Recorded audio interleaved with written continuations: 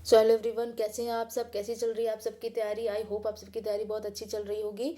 तो आज के वीडियो में हम बात करेंगे R O prelims re exam 2023, जो कि संभवतः अप्रैल या जून में होने वाला है। उसके लिए हम बुक लिस्ट की स्ट्रेटजी के बारे में बात करेंगे। सबसे पहले आज के सब्जेक्ट पे हम बात करेंगे हिस्ट्री के बारे में कि हिस्ट्री के लिए क्या रिसोर्सेज होना चाहिए, क्या बुक होनी चाहिए और क्या बदलाव की ज़रूरत है। हिस्ट्री के लोग कह रहे हैं अरे ये तो पुराना बता रही हैं, लेकिन कुछ चेंजेस की ज़रूरत है। तो लेटेस्ट जो ट्रेंड चल रहा है उसके अनुसार हम बात करेंगे हिस्ट्री के लिए कौन सी बुक फॉलो करें, कौन से रिसोर्सेज को फॉलो करें और क्या स्ट्रेटेजी हो। ठीक है, तो शुरू करते हैं आज की वीडियो को। सबसे पहले हम बात कर लेंगे हिस्ट्री के लिए। ठीक है, हिस्ट्री के लिए सबसे पहले हम बात कर लेंगे कि टोटल बुक्स आप पहले आपको देखना है पीवाईक्यू उठा के कि क्वेश्चन हिस्ट्री से कितने आते हैं। ठीक है, मेजर रोल अदा करती है हिस्ट्री। ठीक है, जीएस की बात कर ले तो कम से कम 20+ क्वेश्चन इसमें हर बार रहते हैं। ठीक है, तीनों सेक्शन को मिला के एंशियंट, मेडवल और मॉडर्न तीनों को मिला के इसमें क्वेश्चंस रहते हैं। तो सबसे पहले हम बात करेंगे कि हमको कौन सी बुक लिस्ट फॉलो करनी है। सबसे पहले बात करेंगे एंशियंट हिस्ट्री के बारे में। एंशियंट यानी कि प्राचीन इतिहास के बारे में बहुत ज़्यादा क्वेश्चन नहीं आते हैं अब तक का जो ट्रेंड रहा है, लेकिन हो सकता है री एग्जाम हो रहा है तो ट्रेंड चेंज होकर आएगा ही। इसलिए कोई लापरवाही नहीं बरतनी है और अलर्ट रहना है, सतर्क रहना है और एक कदम आगे चल के सोच के चलना है। ठीक है, तो एंशियंट हिस्ट्री के लिए सबसे पहली बात है हम कौन सी बुक करेंगे। 11th क्लास 11th, ध्यान से सुनते हुए चलिएगा। क्लास 11th की ओल्ड एनसीईआरटी। ठीक है, क्लास 11th की ओल्ड एनसीईआरटी को लेके हम चलेंगे। ओल्ड एनसीईआरटी रामचरण शर्मा की इजिली मार्केट में अवेलेबल है। आपके पास बुक नहीं है, आप जाइए बुक शॉप पे, आपको इजिली ये बुक मिल जाएगी। इससे क्या है, आपको पहले अपना कॉन्सेप्ट की समझ रखनी है। ठीक है, कॉन्सेप्ट की समझ रखनी है। जरूरी क्या है इसमें, हड़प्पा सभ्यता हो गया, बौद्ध धर्म, जैन धर्म, ठीक है, महाजनपद क्या है और गुप्त काल, गुप्तोत्तर काल। ठीक है, ये 3-4 जो एरिया है इससे क्वेश्चन ज्यादा आते हैं, आपको यहीं पे पढ़ना है। ठीक, और रामचरण शर्मा की बुक के साथ साथ एक बुक जो आपको रखनी है वो है आपकी सौरभ चौबे या एस.के. पांडे की। सौरभ चौबे या एस.के. पांडे की क्यों रखनी है इस बुक को, क्योंकि फैक्ट्स आपको यहाँ से कवर करने हैं। तो सौरभ चौबे या एस.के. पांडे में प्रेफरेंस पहले किसको देनी है, तो प्रेफरेंस पहले आपको देनी है, आपको प्रेफरेंस एक मिनट, आपको प्रेफरेंस देनी है एस.के. पांडे की बुक को। अगर एस.के. पांडे की बुक नहीं मिलती है देन उसके बाद आप सौरभ चौबे पे जाइए। और इसके साथ साथ आपके पास पीवाईक्यू यानी घटना चक्र का पूर्वावलोकन होना बेहद आवश्यक है, जो लेटेस्ट है। ठीक है, ओल्ड वर्जन नहीं, जो लेटेस्ट है। क्यों, अब लेटेस्ट और ओल्ड में अंतर क्या है कि जो नए क्वेश्चन उसमें और ऐड हो जाते हैं। ठीक है, तो आप 2 घटना चक्र अपने पास लेकर चलिए। पहला तो आपको लेके रखना है आर ओ का पीवाईक्यू, जिसमें सिर्फ आर के क्वेश्चन होंगे। एक आपको रखना है सब्जेक्ट वाइज पूर्वावलोकन हर सब्जेक्ट का, जिसमें हर राज्य में जो सवाल पूछे गए हैं, यूपीएससी में जो सवाल पूछे गए हैं सब कुछ रहते हैं। 5 से 6 क्वेश्चन आते हैं, अब तक यही ट्रेंड रहा है, लेकिन क्या पता बढ़ भी जाए, क्योंकि ट्रेंड से हटके क्वेश्चन आएगा, इतना तो मान के चलिए पेपर ट्रेंड से हटके आने वाला है। और वन लाइनर फैक्ट्स तो नहीं आएंगे, तो कथन और कारण वाले क्वेश्चन ज्यादा हो सकते हैं। तो कॉन्सेप्ट भी क्लियर रखिए और फैक्ट्स भी याद करिए, इसलिए मैं इन 2 बुक्स को सजेस्ट कर रही हूँ। नेक्स्ट हमारी जो प्रायोरिटी है वो है हमारा मध्यकालीन भारत यानी मध्यकालीन भारत। ठीक है, मध्यकालीन भारत यानी मेडवल हिस्ट्री। इसके लिए आपको क्या पढ़ना है, मध्यकालीन भारत के लिए आपको पढ़ना है सतीश चंद्रा की बुक को। किसको पढ़ना है, सतीश चंद्रा की बुक को आपको पढ़ना है। सतीश चंद्रा की बुक के साथ साथ आपको क्या पढ़ना है, एस.के. पांडे। ठीक है, एस.के. पांडे। पहले देखिए तीनों को एक साथ लेके मत चलिए, पहले एंशिएंट हिस्ट्री से शुरुआत करिए, पढ़िए, एक बार पढ़िए, दोबारा पढ़िए, की पॉइंट्स को हाईलाइट करिए और साथ में अगर शॉर्ट नोट अभी तक नहीं बनाए हैं तो बना के चलिए। क्योंकि आप सोच रहे हैं सिर्फ बुक पढ़ के रख दें किनारे तो हमारा सॉल्व हो जाएगा, नहीं, भूल जाता है। देखिए इंसानी दिमाग की अपनी एक क्षमता होती है, 100% किसी को याद नहीं होता है, 100% किसी को याद नहीं होता। बुक में सब कुछ पढ़ा है कि क्या पढ़ना है क्या नहीं पढ़ना है, वो बहुत इंपॉर्टेंट होता है। तो इसीलिए शॉर्ट नोट बनाए जाते हैं। शॉर्ट नोट्स बनाइए, की पॉइंट्स को हाईलाइट करिए। आपको नहीं समझ में आ रहा तो आप वाईटी की हेल्प ले सकते हैं, वाईटी पे बहुत अच्छे से लोगों ने, कई टीचर्स ने एक्सप्लेन कर रखा है, वहां से आप देख सकते हैं। ठीक है, तो उसके बाद शॉर्ट नोट्स बनाइए, फिर घटना चक्र के पूर्वावलोकन को उठाइए, जिस टॉपिक को आपने पढ़ा है उसके क्वेश्चन सॉल्व करिए। क्वेश्चन सॉल्व करने का क्या तरीका है, घटना चक्र की बस घटना चक्र उठाया, पेज ओपन किया, टिक मार दिया, हाँ इस क्वेश्चन का ये होगा, नहीं नहीं ये गलत तरीका है। आप जैसे आपने, ठीक है, आपने हड़प्पा सभ्यता का क्वेश्चन पढ़ा, आप पढ़ लिए उसको, क्वेश्चन पे जाइए और तुरंत आंसर मत देखिए, हाथ रख के। ठीक है, दिमाग पे प्रेशर देने की हैबिट डालिए। आंसर को टैकल करने की, क्रैक करने के लिए, टैकल करने के लिए थोड़ी हैबिट होनी चाहिए। एग्जाम हॉल में ये आपके लिए काफी मददगार होगा। आप सीधे सीधे आदत इस आपकी पड़ जाएगी। आप सीखेंगे कि एग्जाम को क्वेश्चन को टैकल कैसे करना है। देखिए, मेमोराइज के दिमाग पे प्रेशर करिए। हाँ, उसके बाद देखिए कि आपने क्या आंसर लगाया, इसका सही आंसर क्या है।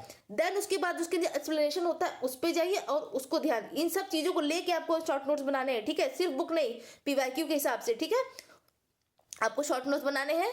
उसके बाद आप जाइए मेडिवल हिस्ट्री पे हमने बात की, आपको मेडिवल हिस्ट्री के लिए आपको पढ़ना है सतीश चंद्रा, देन एस.के. पांडे, और कुछ नहीं पढ़ना है। थर्ड सेक्शन पे हम बात करेंगे। थर्ड सेक्शन जो मोस्ट इंपॉर्टेंट है वो है आपका मॉडर्न हिस्ट्री, यानी कि आधुनिक भारत का इतिहास।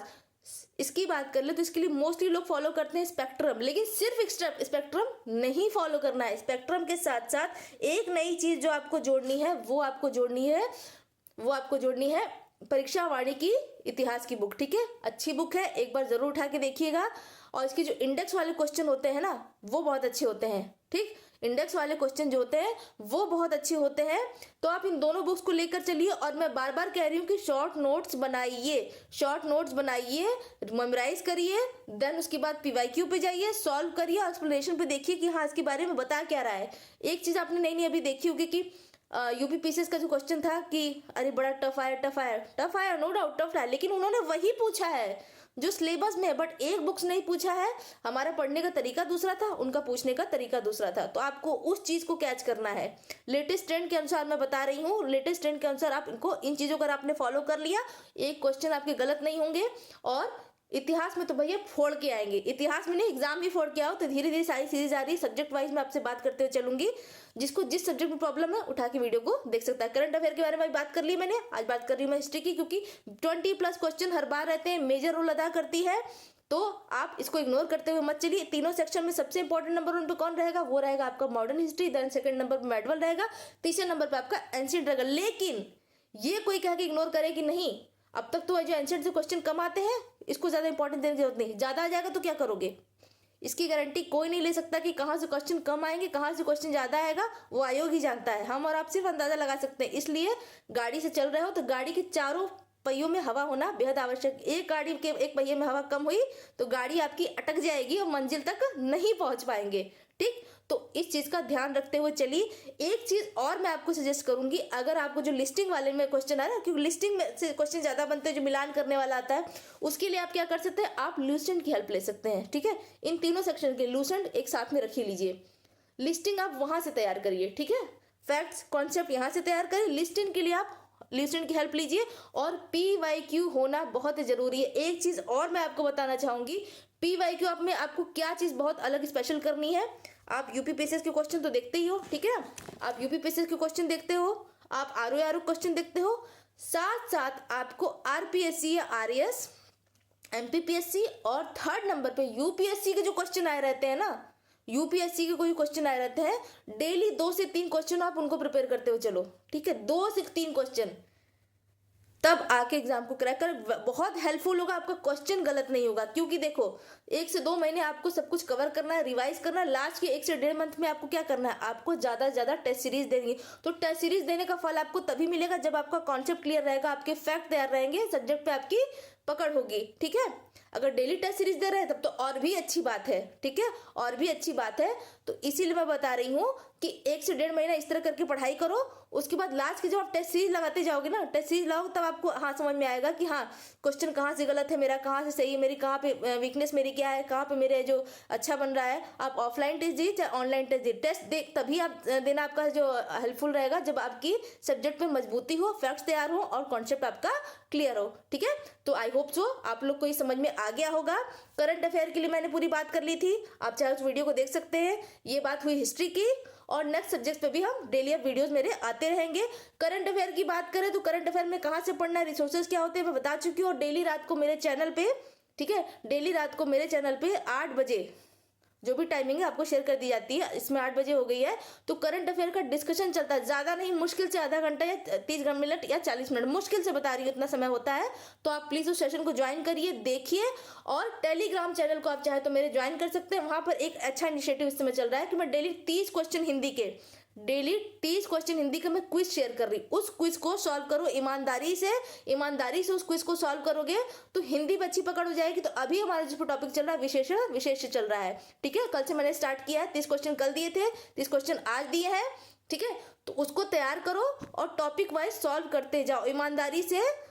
कहीं से भी जो बता रहे हैं बस उतना फॉलो करो, कहीं से भी आपको प्रॉब्लम नहीं आने वाली है, गारंटी दे रही हूँ। 70 से 80% आपकी जो तैयारी होगी वो बहुत अच्छी हो जाएगी। बस पढ़ाई में के प्रति ईमानदार रहिए, स्ट्रेटजी लेके चलिए। और ये नहीं कि एक दिन 8 घंटा पढ़ा, एक दिन 10 घंटा पढ़ा, नहीं, 4 ही घंटा पढ़ रहे हैं आप, 6 घंटा पढ़ रहे हैं, 8 घंटा पढ़, लेकिन रेगुलरिटी रहना और पढ़ाई के प्रति ईमानदार रहिए, अपना 100% दीजिए। ठीक है, पहले आप लड़ाई लड़ रहे हैं, ये अरे यार बहुत टफ है नहीं कर पाएंगे, नहीं, 100% दो अपना यार, उसके बाद छोड़ दो, बाकी चीज़ छोड़ दो, क्या होगा क्या नहीं। आप तो कम से कम अपने प्रति ईमानदार रहो, कम से कम मन में कभी गिल्ट ना रहे कि मैंने अपना 100% नहीं दिया है। ठीक है, तो ईमानदार रहो, फोकस रहो, रेगुलरिटी बनाए रखो और जो जो बता रहे हैं उसको फॉलो करते चलो। ठीक है, तो टेलीग्राम का डिस्क्रिप्शन बॉक्स में आपको लिंक में शेयर कर दूंगी, आप चाहे तो वहाँ से ज्वाइन कर सकते हैं। आपका और भी कहीं लगे, मैं अपने लिए नहीं कह रही हूँ, और भी कहीं लगे तो आप वहाँ भी ज्वाइन कर लो, लेकिन डेली क्विज लगाते हुए चलो। ठीक है, तो आज के लिए बस इतना ही, बाकी की बातें नेक्स्ट वीडियो में। तब तक के लिए थैंक यू, धन्यवाद, जय हिंद, जय भारत, थैंक यू।